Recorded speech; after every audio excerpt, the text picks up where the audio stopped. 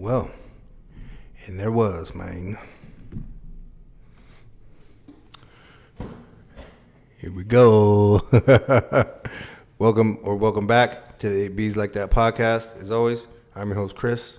Today, I got on hoodie representing one of my favorite people, one of my heroes. The unfortunate part about my kind of hero is they're all dead. We're going to talk about that today, but this part of not part of the reason that I have this on. It's just I don't believe. Okay, let me back that up and put it this way. I believe in synchronicity, right? So however a day starts with the thoughts and stuff like that. So there's not really a coincidence that I have this hoodie on today, this Malcolm X hoodie on today, because it lines up with how I've been feeling over the last few days, actually more or less like the last week. And that is, I feel like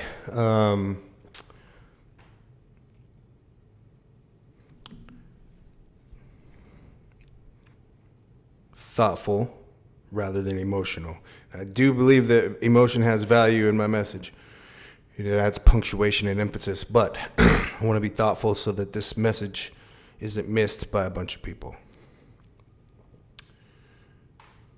My activist spirit has been called upon more in the last few days than it has lately. And I believe that God gives us all, as individuals, different strengths and calls upon us to use them in different ways. And if we're willing to listen, we're open, we realize that when we're called to use these different strengths, it isn't necessarily because in that moment we choose to activate, right? It's just we're given these things and we're called to use them in certain ways, and then I believe that God places us in situations and circumstances, and a lot of the times these situations and circumstances can be uncomfortable. Anyway,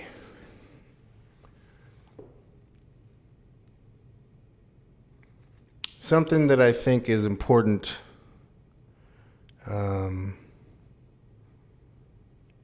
for people to understand about people like me.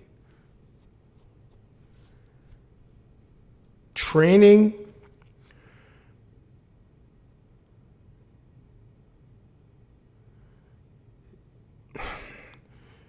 has different purposes, right?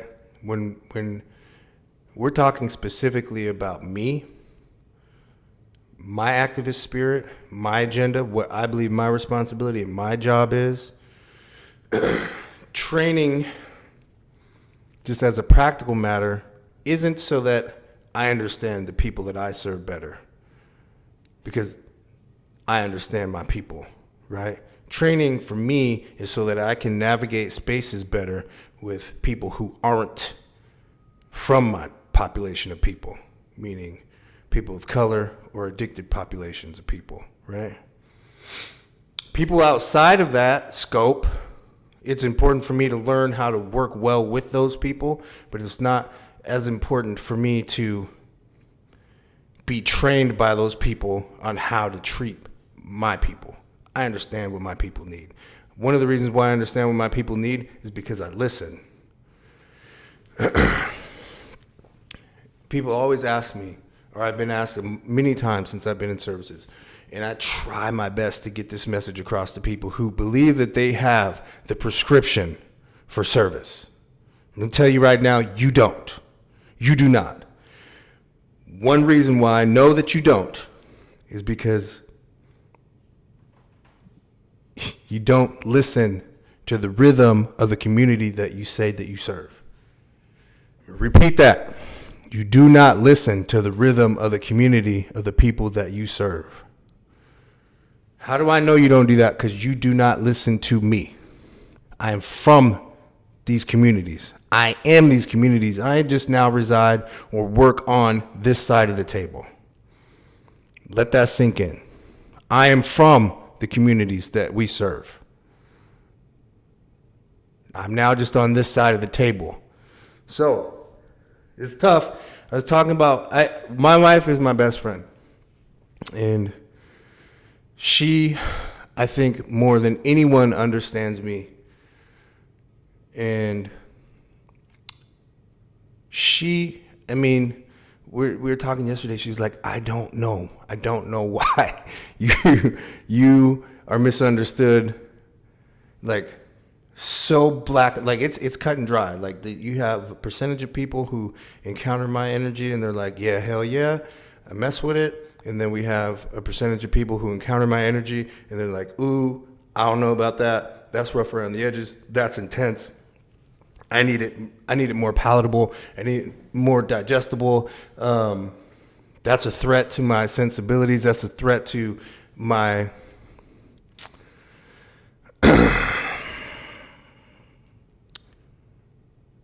accustomed position of authority, which is wild because it's not. It really isn't. The only reason that it would be a threat is if there's an element of disingenuousness.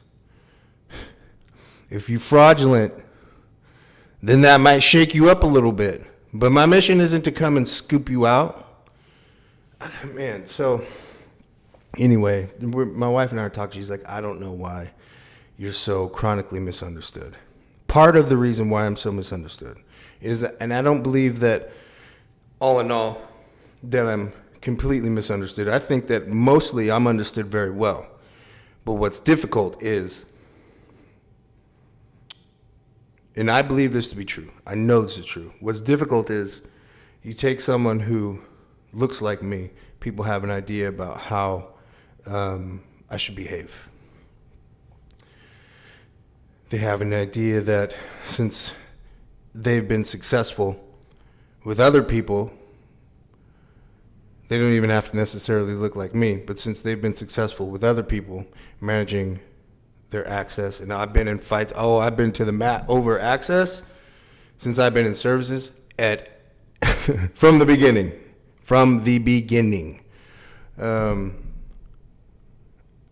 I've had my access and movement restricted and intentionally managed. And this is the thing for professionals of color, period. It doesn't matter what industry we fall under.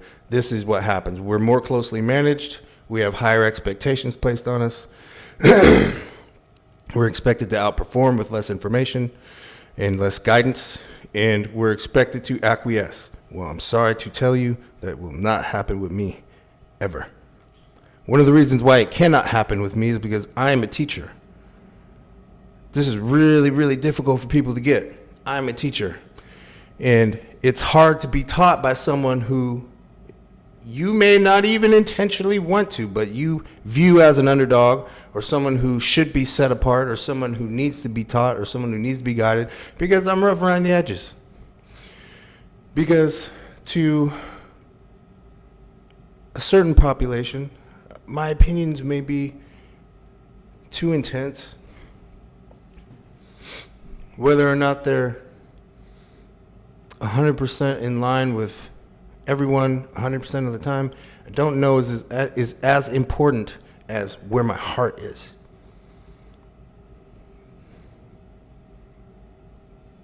To that point, James Baldwin, I may mess this up, but you'll get the gist. To be a black man in this country, and that's not a card, so shut up. To be a black man in this country and to be even semi-aware is to be in a constant state of rage. Now,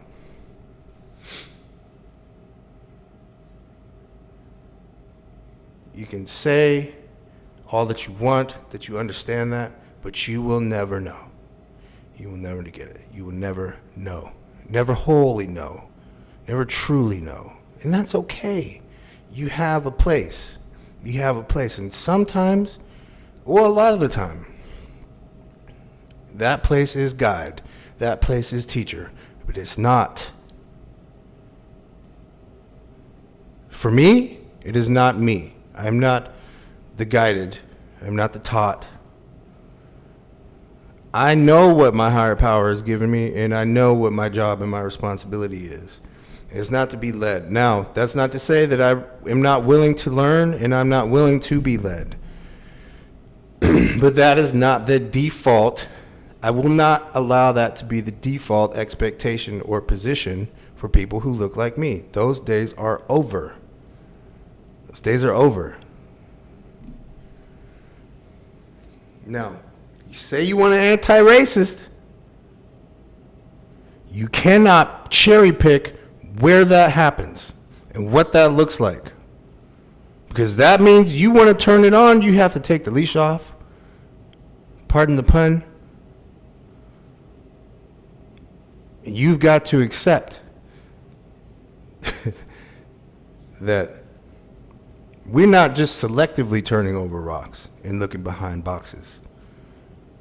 We're turning them all over. We're looking behind all of them. All of them. That's my job. I'm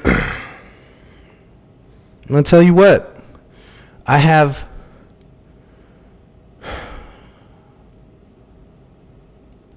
five people. Just as a matter of principle and moral responsibility, I have five people who look like me, who look to me for example, who look to me for guidance. We may not always agree, but it is still my responsibility to maintain a consistent demonstration. I can't falter just because I meet resistance. That's the story of my life. I meet resistance, and I meet it willingly. The point that should be most understood here is not that I meet resistance because it's fun for me or because there's some measure of a power that I derive from that. The power I get comes from somewhere else and ain't got nothing to do with me or anyone that I interact with. Can't be taken away by anyone I interact with either. It can only be rescinded by the giver. And so far as I know, the one who gives me my power doesn't have an equal. And this relationship, this gift is between me and them. And I'm called to deliver certain things. So that's what I do. I lean into what I believe is my purpose. And my purpose isn't only just to seek out injustice wherever it lay. I'm not a superhero.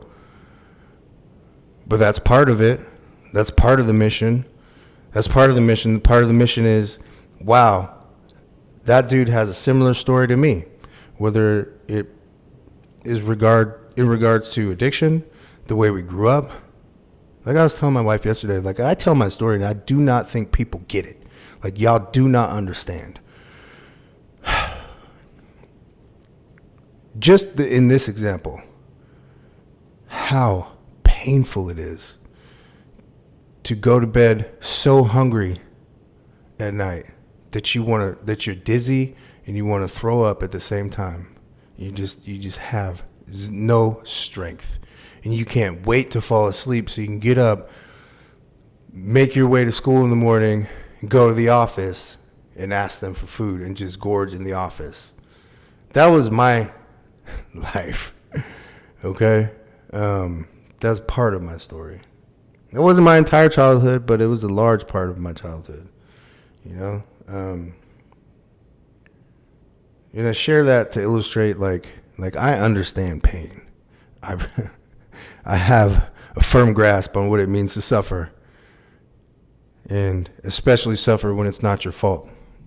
So when I do say things to people like, I am your teacher, I am your guide, within these boundaries of these matters and these things, I don't just say that just because there's some weird ego trip. I say that because I recognize my scars and I recognize my experiences and the value of and responsibility I have of stepping into that role. Because there are people out there that need that message. And they're not always people who are going through those experiences. Sometimes they're people who've never experienced stuff like that, who need a wake-up call.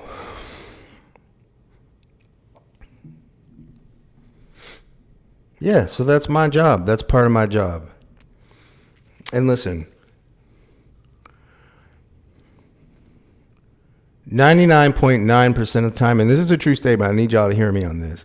99.9% of the time, I'm not talking about any one person in particular. Now, a single person, I don't have anyone in mind, but a person can spark a train of thoughts for me, and then that will build into a conversation around a behavior or an idea.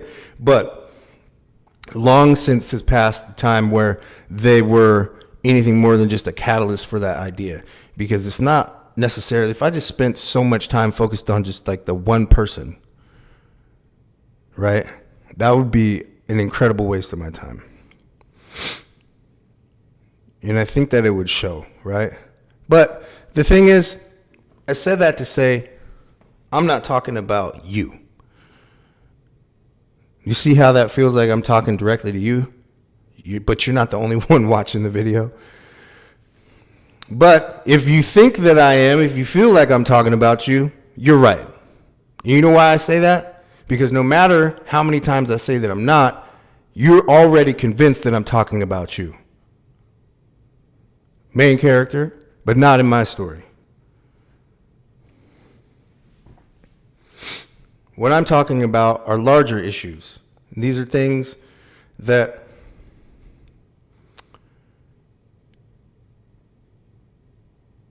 are easy to overlook and say things like, well,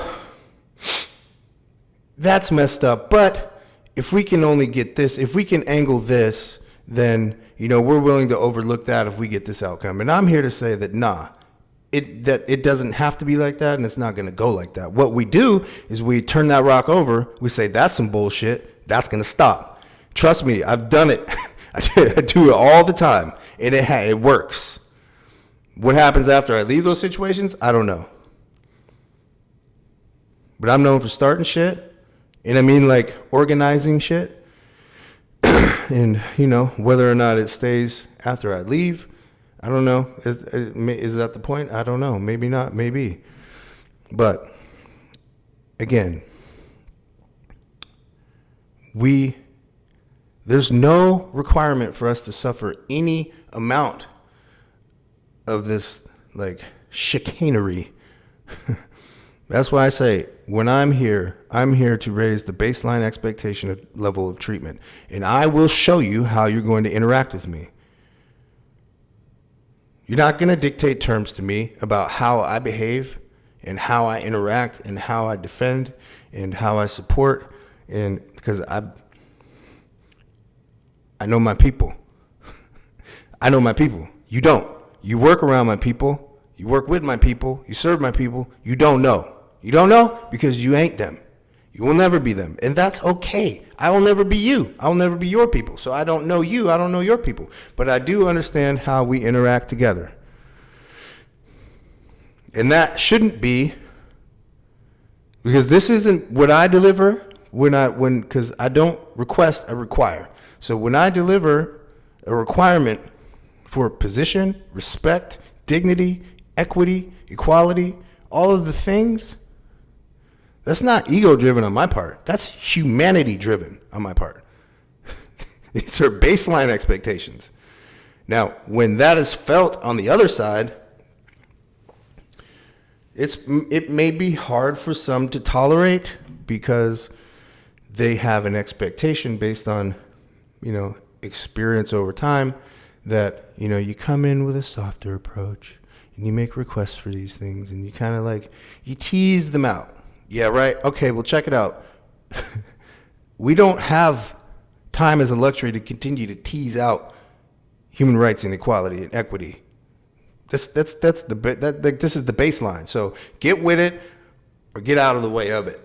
That's like the reality of it. Period. I don't know how else to put it. Now, when it comes to compassion and ability and empathy, come on, man. I get it. I get it. I come from it. I understand it. Lived it, breathed it, suffered from it, suffered because of it. And now, and this is, I think, an important distinction to understand too, I don't have any expectation that I will come anywhere close to eradicating things like addiction. That is not even my goal. I don't want to outlaw drugs. I don't want to legalize drugs. I don't want to take drugs away. I want to help people have a different experience with the world. That's about all we can do as another human being. We can't do a lot of the other shit that we arrogantly presume that we have the right and ability to try to do. Come on, man. Empower people. That's the more important thing to do. Is it always going to land? No, maybe not in the moment. Maybe not in the moment. Hey, but listen,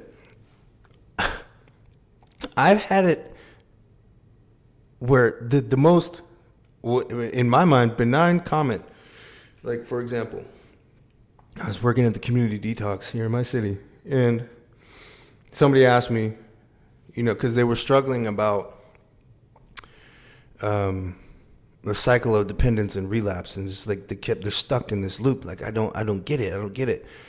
How did you make it work? And I was like, look, man, you just gotta find something. This is literally what I say. So you gotta find something that works. You know what I mean? Whatever that is, because they're struggling with the whole idea about a higher power in God. A lot of people get hung up on this. They feel like, and I get it. I spend a lot of my life with an open defiance to any idea of a deity, religion, all that stuff, because of the stuff that I saw when I was little, stuff that I went through when I was little. I was like, bro, like, you're tripping. If you want me to believe and beg to, some, space daddy for forgiveness and shit, like, and I've been through all this wild stuff already. That's not the topic we're on, but that's where this person was, and they were struggling with that. And I said, well, look, man, even if it's not God, even if it's not religion, you find something that fills that requirement, satisfies that requirement, whatever that is for you. And because I was taking their vitals, and I walked away. And I didn't see this person again for 2 weeks. They came back, and he came up to me, and he's like, hey, man, I know that I'm back here, but I feel a difference this time, and I want to say thank you, because since I left, what you said to me, it just really, like, people have given me advice on this thing, and it just seems so hollow and empty. But when you said to me, look, man, it doesn't have to be God, it doesn't have to be Jesus. You find something that satisfies that requirement, whatever it is, and you make that thing work. He was like, I just understood that. For whatever reason, I know what the reason was, because I said it. He could hear the pain and experience in my voice. He knew, and I didn't even have to tell him that while I'd not been in the rooms that he was detoxing in, I had been in many rooms that people detox in. I've been covered in my own puke and shit with broken orbitals and clavicles and hallucinations and shakes and seizures so bad that it terrified my family. He could hear that in my voice. Now, that's not to say that people who have not gone through things like this can't be effective service providers. You just won't be the same one as I am. You won't be the provider that I am. That won't ever happen. Now, that's not a dig. That's just a reality. So you find power in different ways. You play the strengths that you have. We all have different strengths. This was one of mine, and I earned it. So what I try to do with this message today is to, because there's a lot of emphasis, and I'm not saying that there's no value in training and credentials and academics and education, but what I try to encourage people to do, really, really do, is see past those initials, see past your books, see past the texts, see past all of the academics, see past all of the technicalities, because humanity doesn't exist there. My experience doesn't exist in any of those initials and periods behind your name. My experience doesn't exist in any of the books that you've read about people like me. My experience in the value that you can draw from it, the teaching that you can draw from it, exists right here, where you're doing a whole bunch more of this and a lot less of this. This right there, I think, is what's difficult, because I deliver to you directly the message that you need to hear, that people need to hear. Another person, like my wife, she's way more subtle-handed than me. She will come in with that same message, and she will make it nice for people. She'll make it comfortable for them. She has an ability to do these things and make it feel like you just delivered the message. And I think that's great that she's able to do that for people. What Jerry Page taught me when I was growing up was, you are not like other people. You, unfortunately, will be misunderstood in almost everything that you do. So it will be a complete waste of your time, energy, and frustrate you more if you do not speak directly to the people, look them in the eye, speak directly to people, and say exactly what is on your mind. You don't have to be rude. You don't have to hurt people. But say exactly on your mind. To not do so, you're wasting everybody's time. And even doing that, he told me, and I've learned over the years, even doing that, you can speak as directly to a point as you want, and it, boom, hits right here, stops, hits this weird matrix filter, and people will literally look you in the eye, pervert, molest, and distort the message that you just spoke, give you back something else within 30 seconds. It's wild. I see it almost every day. Not even with me, but just in life. I see it almost every day. It's crazy. Rest assured, no matter where I'm at, it doesn't matter where I'm at, who I'm talking to, what's going on. The message will always be the same. I have a joke, but it's real at the same time. Shit is cool until it's not. Shit is cool until it's not. It's so wild that it gets that way. But I just don't know that it would be my life and experience if it went any other way. I don't know that it would be. It just wouldn't be me. It wouldn't be me if it went any other way. And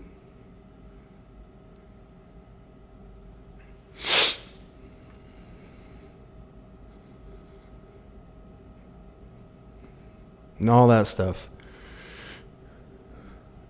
I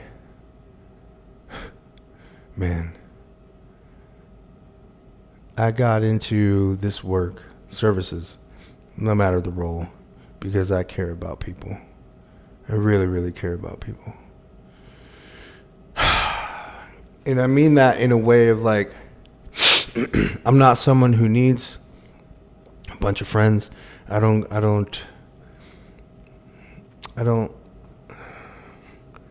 that doesn't add like a ton of value to my life to have a bunch of people around me and just like have like I don't need that. I don't need that. My cup is full in other ways. I don't need all that. People are important to me in a way that like if I can deliver something, if I can be of service somehow, and if I can empower someone,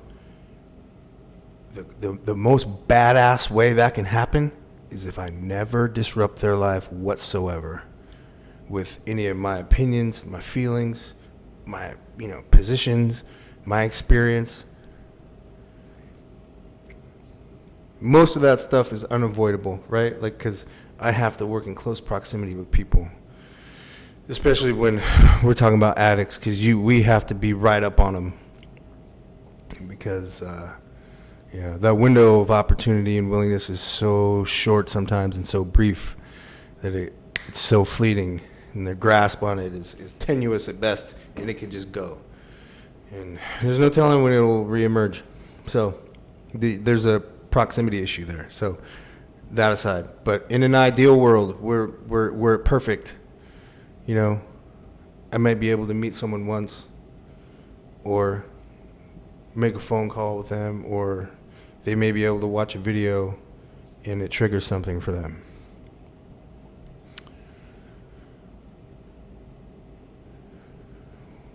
Because in case you missed it, that would be a removal of me completely, or almost completely, and it would be an implementation of self-determination on their part, agency on their part, volition on their part. Seem like they might mean the same things, but there are variances here. There are differences. We won't vet them out or like parse them out now, but there are. It is important for people to have and retain personal power over their lives and their choices. The only way that can happen is if they're the one at the driver's seat. I don't know why people miss that. I don't know why people don't get that. How do you not get that? That's not me saying, fuck them if they do this, they're just not fucking. That's not saying, bro. I'm not saying that. I'm not saying that people shouldn't be, like, there shouldn't be wraparound services, and that we shouldn't shower people with support and let them know that no matter where you turn, or no matter how you push, or no matter what excuse you serve, look, man, we're still standing here ready to support. What's the issue? Here's the solution. They have to choose. I can't do that. If you do this stuff for people, they won't learn. There's no value in it. I don't understand why people don't understand this, man.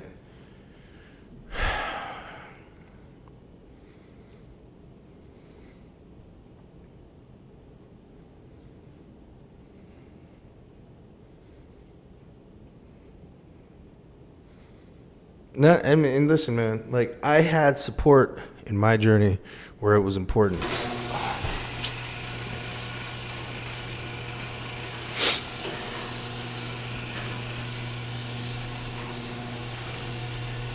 That's okay.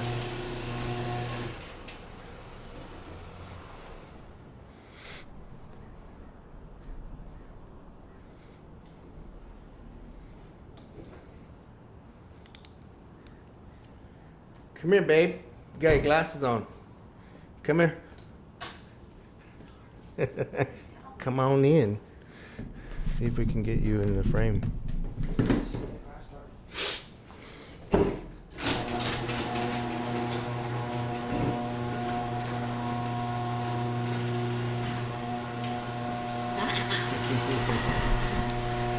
So my wife just ruined the podcast again. Ruined the podcast again. Y'all don't know if she's got a personal vendetta. So what I've been telling people about is a bunch of different stuff, but essentially what I've been talking about is training. I mean, this is just a part of it, but training isn't for me to better serve my people, our people, because we come from this population of people that we serve. The difference being we're now existing on this side of the table, and we're helping impact their experience with the systems that they're going through. Mm-hmm. Training for, and this is removing like the race element of it, which is more of a part of it for me in this episode, but training for me and for us, I think this wrap folds you in too, is we need the training to better network with other professionals. Mm-hmm. You know what I'm saying? And when we come in to, this is tough because I was talking about how people take my message and they misunderstand what my responsibility is and how they should interact with me when in regards to like equity issues, race issues, addiction issues, stuff like that. If you're not a part of that community, then in that situation, in that dynamic, you're not training me, I'm training you. Right.